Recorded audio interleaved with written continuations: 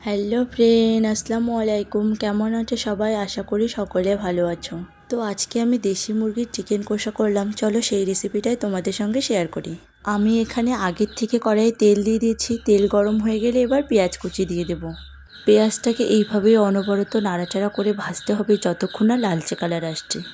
এরপরে দিয়ে দিলাম কাঁচা লঙ্কা। আমি এখানে কম করে দিয়েছি, তোমরা তোমাদের মতো বাড়িয়ে কমিয়ে নিতে পারো। এরপরে দিয়ে দিলাম আদা ও রসুন বাটা। এবার সব কিছু একসাথে ভালোভাবে ভেজে নিয়ে দিয়ে দিচ্ছি স্বাদ মতো লবণ, দিয়ে দিলাম হলুদ গুঁড়া, এরপরে দিয়ে দিব গরম মশলা। সব কিছু দেওয়া হয়ে গেলে এইভাবেই কিন্তু অনবরত নাড়াচাড়া করে ভালোভাবে মশলাটা ভেজে নিতে হবে। যখন মশলা ভাজতে ভাজতে লালচে কালার আসবে ও মশলার থেকে তেল ছেড়ে দেবে, তখন আমি পরিষ্কার করে রাখা চিকেনগুলোকে দিয়ে দিব।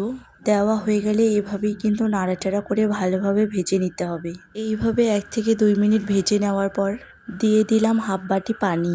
এবার সব কিছু একসাথে মিশিয়ে নিয়ে একটুখানি রেস্টে রেখে দিব। এরপরে দিয়ে দিব ধনিয়া পাতা।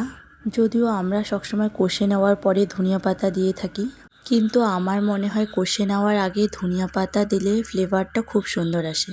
এইভাবেই কিন্তু অনবরত নাড়াচাড়া করে যখন চিকেনটা 70% সিদ্ধ হয়ে আসবে তখন ভালোভাবে কষে নেব। চিকেনটা কিন্তু আমি রান্না করছি একদম বাড়িতে থাকা মশলা দিয়ে, ঘরোয়া পদ্ধতিতে। তোমরাও এইভাবে বাড়িতে থাকা কম মশলা দিয়ে বানিয়ে দেখো, খেতে অনেক বেশি টেস্টি হবে। তবেই কিন্তু 1 থেকে 2 মিনিট ভালোভাবে কষে নিয়ে দিয়ে দিলাম হাফ বাটি পানি। পানি দিয়ে তো আবার সব কিছু একসাথে ভালোভাবে মিশিয়ে নেব। এরপরে মশলা দিয়ে সব কিছু একসাথে মিশিয়ে নিলেই রেডি হয়ে যাবে আমাদের লোভনীয় স্বাদের চিকেন কষা। এরপরে আমি বাটিতে ঢেলে নেব।